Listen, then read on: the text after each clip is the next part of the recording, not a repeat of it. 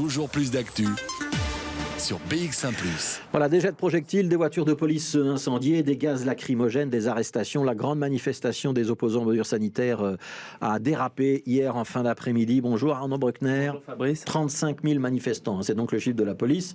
Ils étaient peut-être un petit peu plus. Et c'est quand une partie des manifestants ont voulu sortir du trajet prévu que les incidents ont éclaté. Oui, c'est exact. Si l'on revient sur le déroulement de l'après-midi, les premiers manifestants étaient déjà rassemblés en nombre vers 13h devant la gare du Nord pour cette manifestation intitulée Ensemble pour la liberté.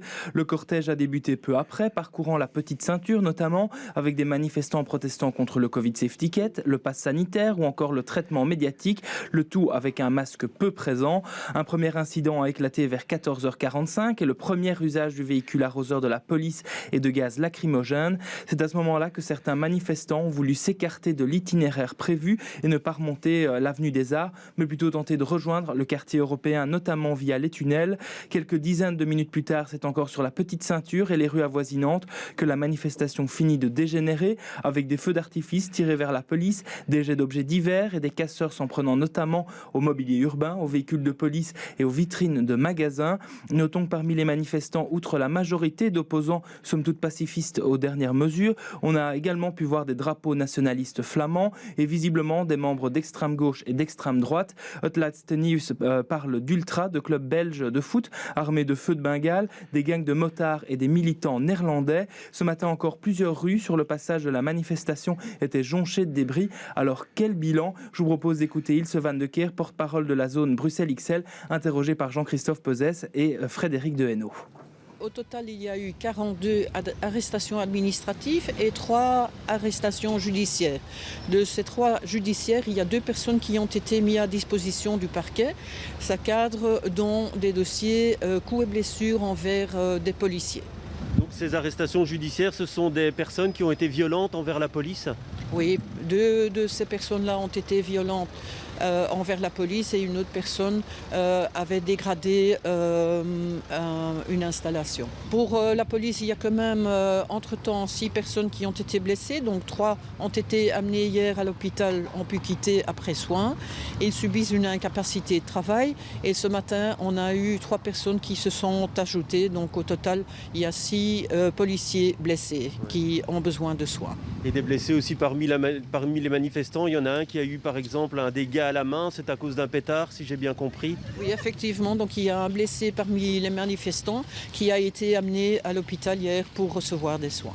Le bourgmestre de Bruxelles, Philippe Claus, lui a condamné sur Twitter l'action des fauteurs de troubles et a indiqué avoir donné instruction d'analyser les différentes vidéos. L'objectif évidemment est de repérer un maximum de casseurs et de les identifier, car avec 45 arrestations pour l'heure, on est probablement loin du compte. Mais est-ce que cette analyse d'images peut mener véritablement à quelque chose? Écoutez Vincent Gilles, président national du SLFP Police. Alors, il y a d'une part le travail de vérification de ces vidéos. Effectivement, ça donne un résultat. Maintenant, il ne faut pas s'illusionner. On n'est pas à 80% de résultats. Hein. C'est un pourcentage nettement moindre. Mais tenez-vous bien, ces personnes que nous arrêtons n'hésitent pas à casser d'autres noms.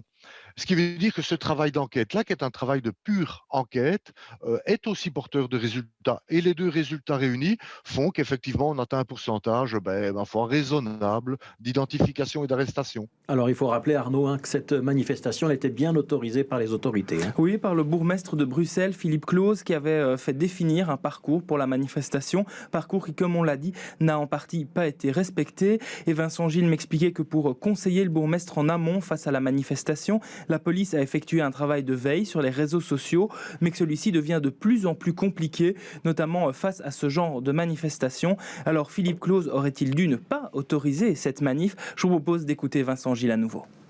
Sur base des informations qui lui sont revenues, d'abord dans le cadre de la demande de manifestation, et puis ensuite dans les recherches des renseignements généraux de la zone de police Bruxelles XL, par rapport à cet événement qui se dessinait, il n'avait aucune raison de refuser la manifestation. Encore une fois, je le répète, les extrémistes gauche-droite ou purs voleurs et casseurs, ils s'immiscent de plus en plus souvent dans les manifestations. Et ce sont des éléments qui sont très difficiles à contrôler en amont, parce qu'ils n'utilisent pas les médias sociaux. Ils travaillent avec d'autres systèmes. Pour nous, policiers, dans le cadre du respect des règles d'un état de droit, tout ne nous est pas permis dans la surveillance ou l'observation des médias sociaux. Et certains médias sociaux échappent par leur conception, le fait que, par exemple, ils sont cryptés de A à Z et échappent complètement à notre observation. Ce qui signifie que les informations que nous relayons vers l'autorité administrative pour qu'elle prenne sa décision d'autorisation ou de refus, on leur limite effectivement, et on l'a constaté ici, on n'attendait pas 35 000 personnes. Voilà, Vincent Gilles, interviewé par Arnaud Bruckner.